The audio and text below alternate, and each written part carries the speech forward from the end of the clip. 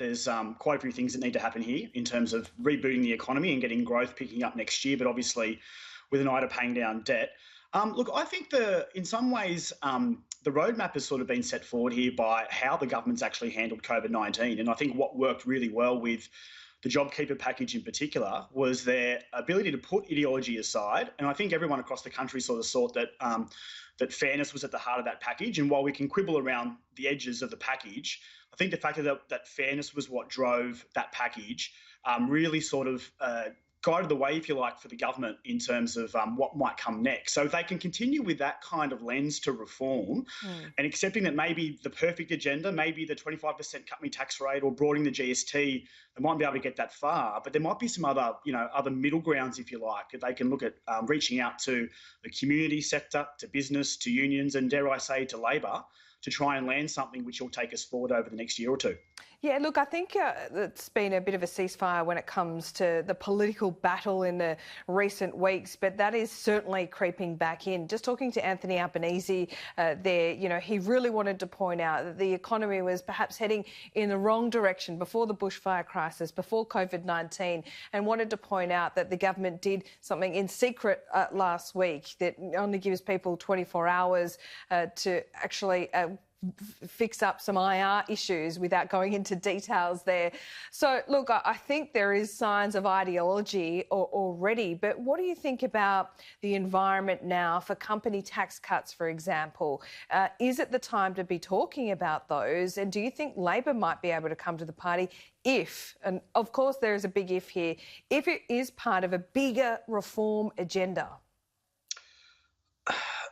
Look, never say never. I think we just need to be really clear that the starting point can't be the same old ideological starting points like, let's have a big GST increase or a big company tax cut and everyone else has to pay for it. I think it needs to be accepting that we're not going to get the perfect package necessarily, but that's okay. We can do, it might be an investment allowance instead of a broad-based company tax cut. It might be a $25 or $30 a week permanent increase in Newstart, not $75 a week.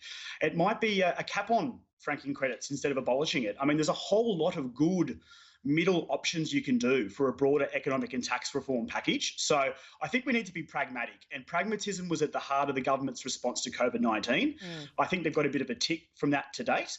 You expect oppositions are going to continue to hold the government to account and to criticise where necessary, and that's fine. But there's no reason why the current mood in the country is for reform, and the government should capitalise on it because the window will start to narrow as the months tick by. Yes, it certainly will. James, are you an optimist or a pessimist when it comes to the other side of this and how quickly we can recover? Look, I'm an optimist when it comes to reform because I think that hopefully the government's learned a lesson from how it handled things now. And so if it's willing to utilise that lesson, then I think the sky is the limit. I think the economic recovery is going to take a bit of time and we need to accept that. And the government's been doing a reasonable job along with the RBA and others about managing expectations. That we're going to see some bad news, unemployment's going to tick up, growth's going to go backwards. We're going to see some pretty bad numbers for the next year or so.